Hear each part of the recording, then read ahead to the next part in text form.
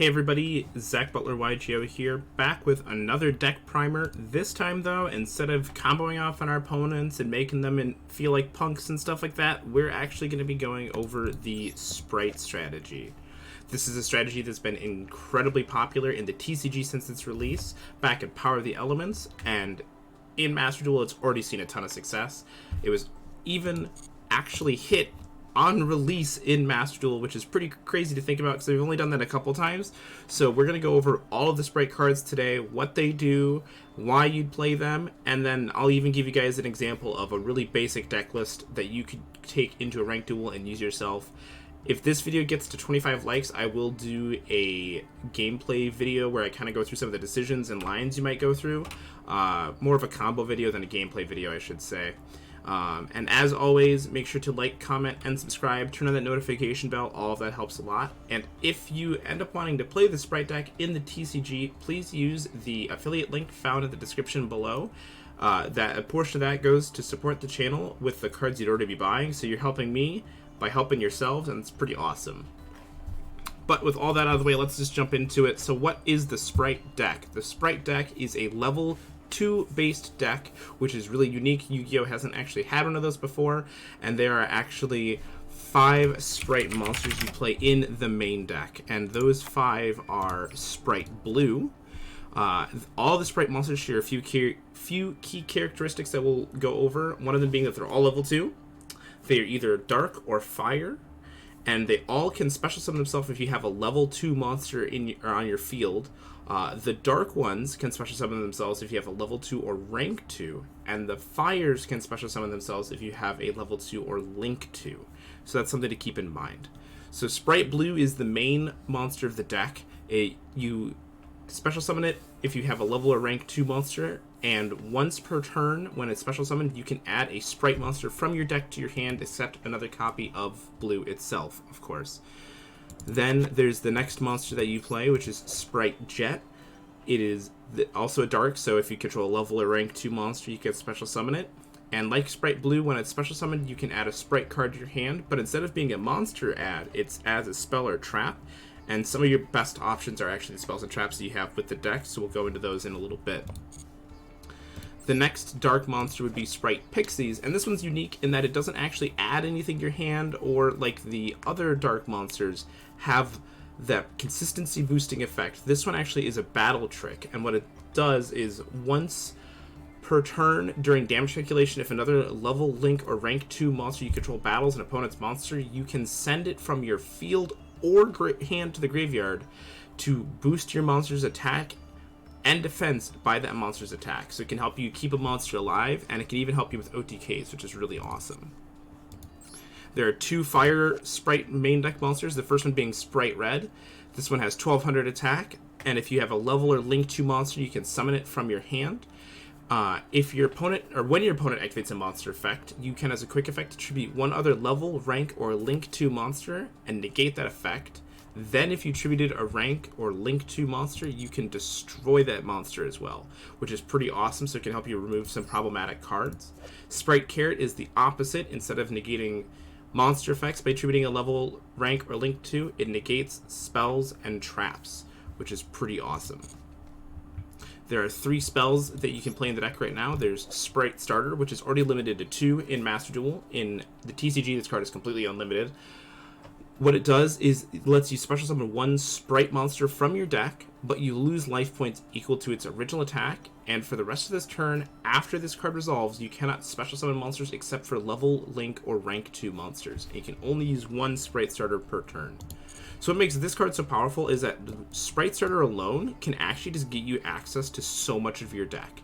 Because if you were to go Spright Starter, you could then special summon Spright Blue, which will trigger its effect to add a Spright monster to hand, like Spright Jet, which you could then special summon because you have a level 2 monster in Spright Blue, and then Spright Jet can get you to another spell card, all off of just that Spright Starter. So that's kind of where that synergy starts to really kick in.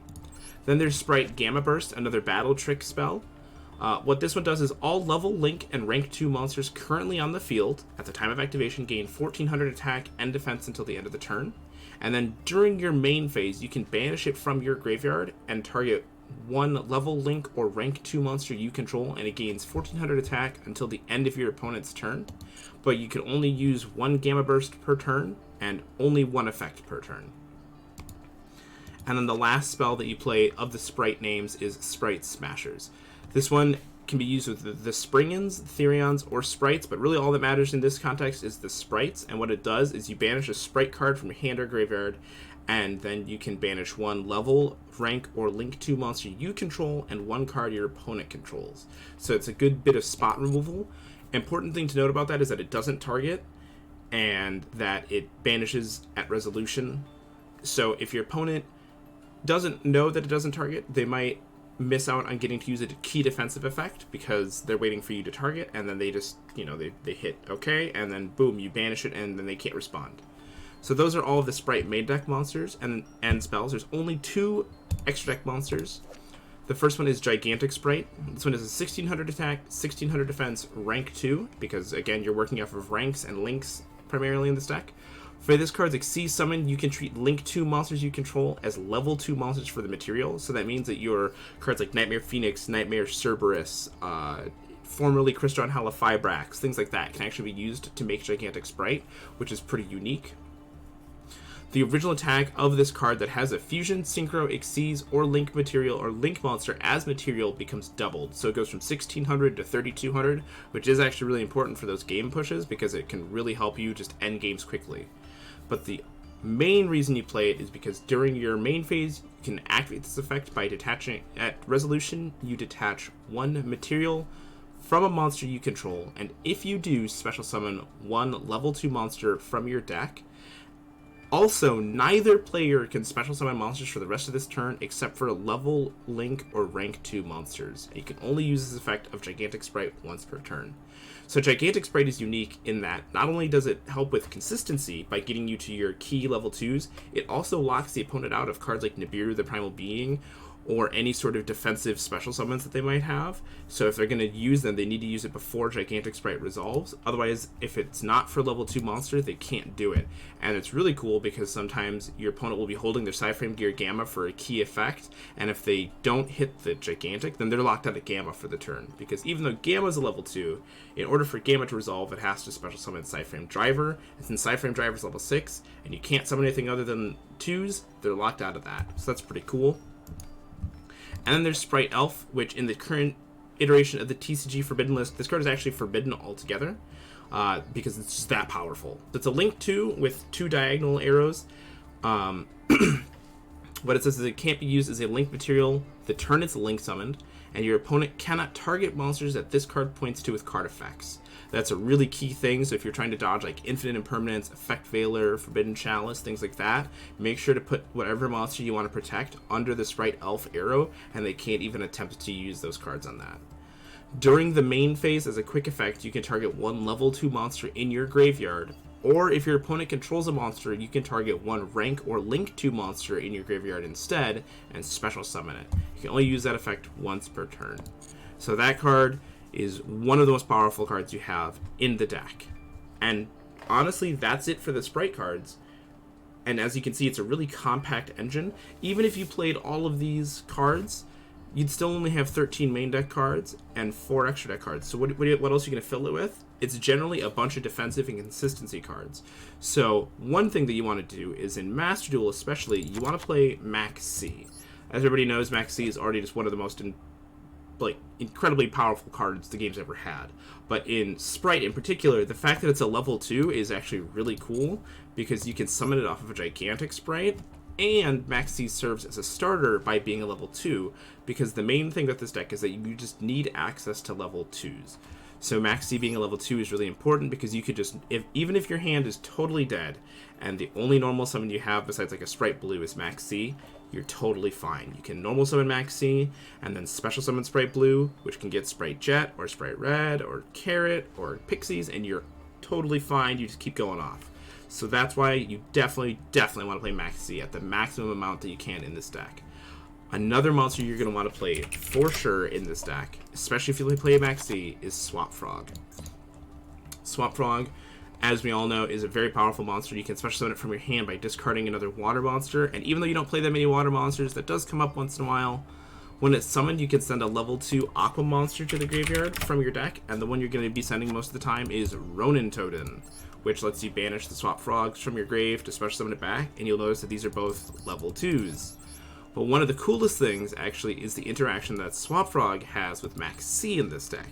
Because Swap Frog has an effect where you can return one monster you control to the hand, and then you can normal summon one frog monster during your main phase this turn, except for Swap Frog, in addition to your normal summoner set. But you don't actually have to utilize that normal summon.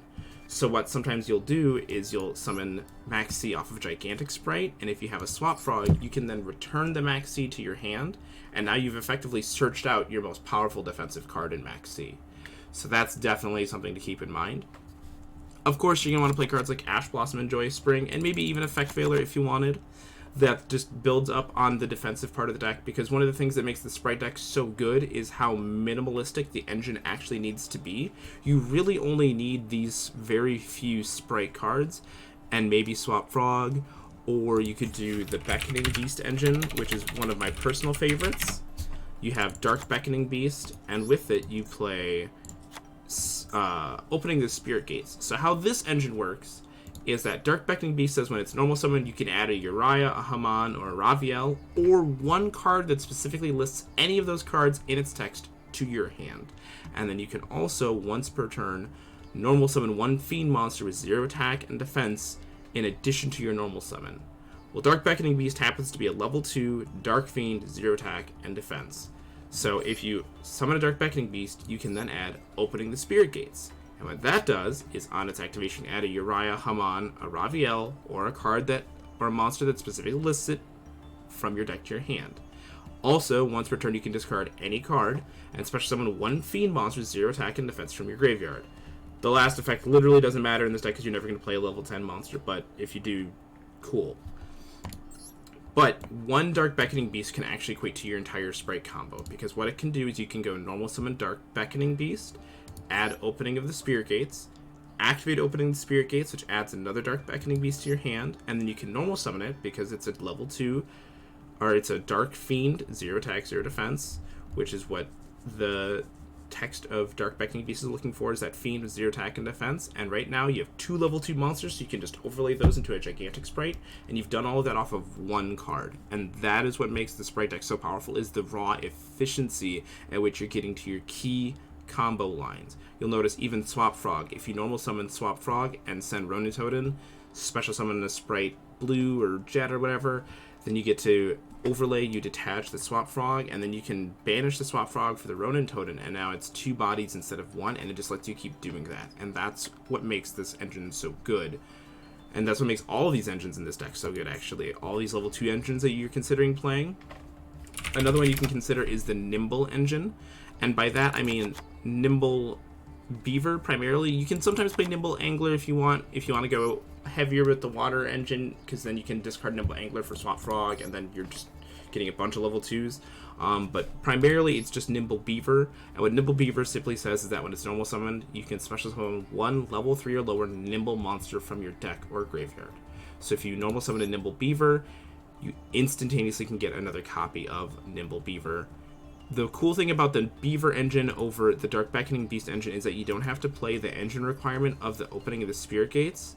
However, you lose out on the fact that Opening the Spirit Gates turns any card you have in your hand into a level 2 monster, so that's definitely something to consider. But you can also play Nimble Angler, like I said, and what that does is when it's sent from the deck or hand to the graveyard, you can special summon up to 2 level 3 or lower Nimble monsters from your deck, except Angler. So in a perfect world, you open up Swap Frog and you discard Nimble Angler. Well, then the Nimble Angler can summon 2 Beavers, and the Swap Frog can send Ronin Totem, and you have 3 level 2s to work with without having used a normal summon, and you're already at a +1. That's crazy.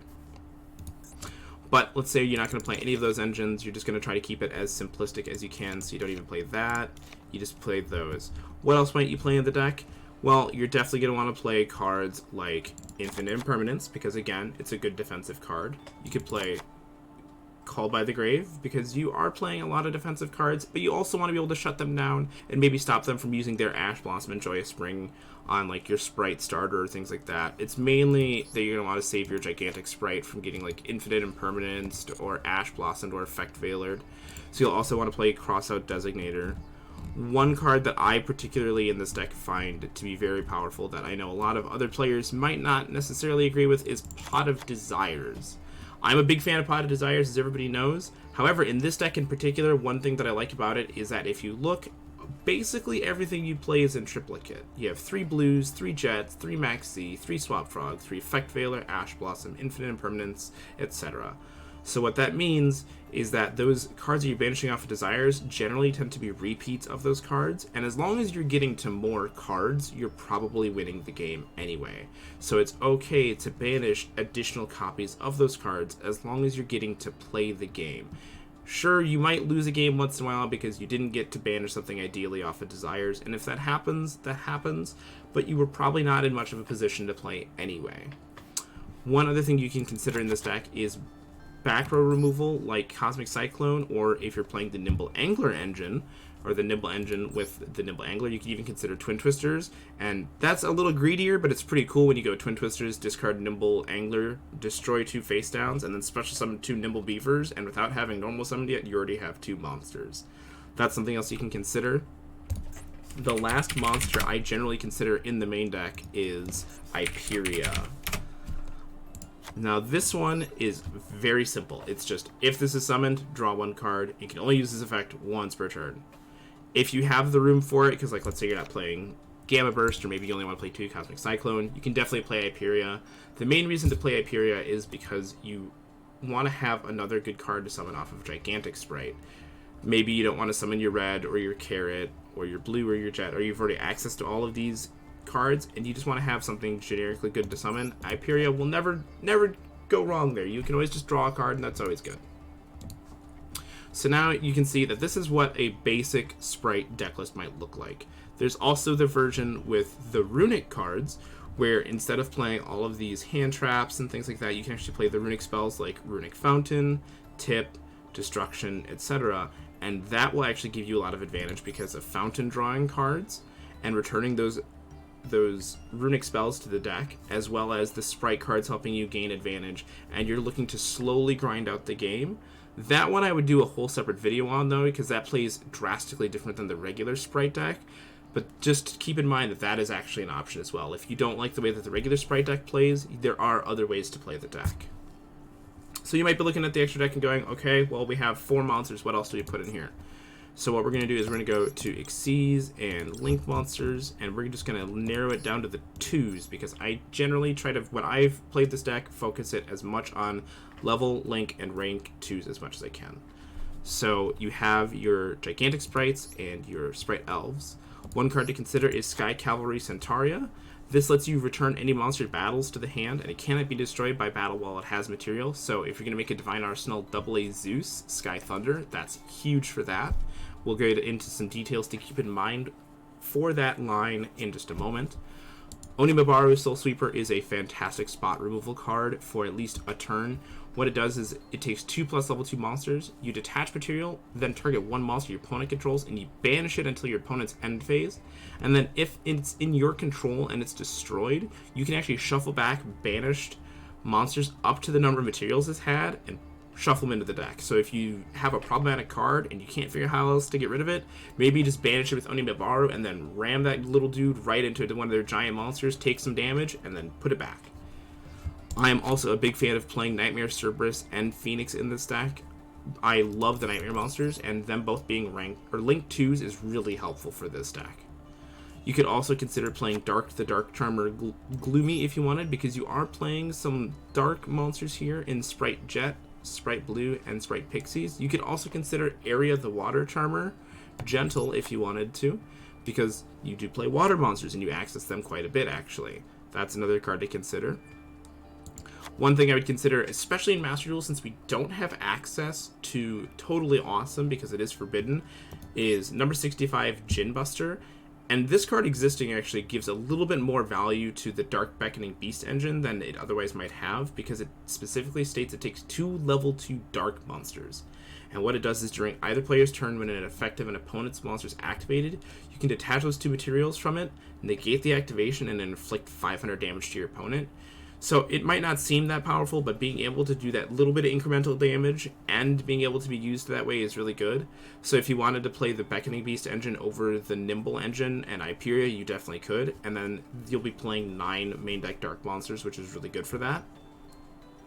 That's definitely something to consider, and when I first started playing Spright, that was one of my favorite lines to do.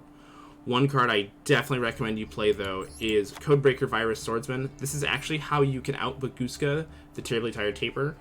Sometimes your opponent might get shut down by all of your hand traps because you do have like your Imperms, your Ashes, your Maxies, and stuff like that, and they pass on a Baguska.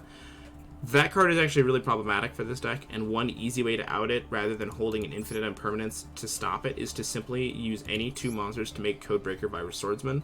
It is specifically just because it is a 2300 attack Link 2 monster.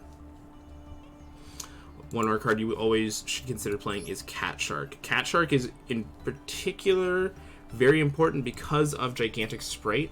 Because of how Gigantic Spright works with doubling its attack, its original attack becomes doubled.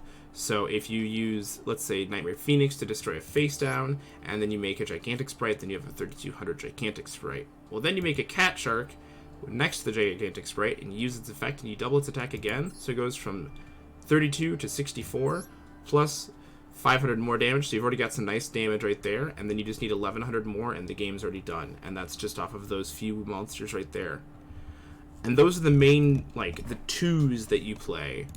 The last 2 cards I would definitely suggest playing are Downerd Magician, and of course, Divine Arsenal, Double Zeus, Sky Thunder. The thing to remember with these 2 is that they don't get summoned as much as you might think, and you have to keep in mind that if you use Gigantic Spright, you're locked into 2s for the turn, and if you use Sprite Starter, you're locked into 2s for the turn. But if you don't use either of those, then you can summon these 2. And having them in the extra deck as that utility is very important, because there are times where sometimes you just need to board wipe, and having the Zeus for that can be really powerful. You can even just go summon 2 monsters, summon Sky Cavalry, attack, make a Downerd Magician on top of it, and then make a Zeus, and that's a 4 material Zeus right there. If you guys have any questions, comments, or concerns, let me know down below. This is just a very basic Spright deck list for you. Like I said, I can do some combo videos once this reaches 25 likes.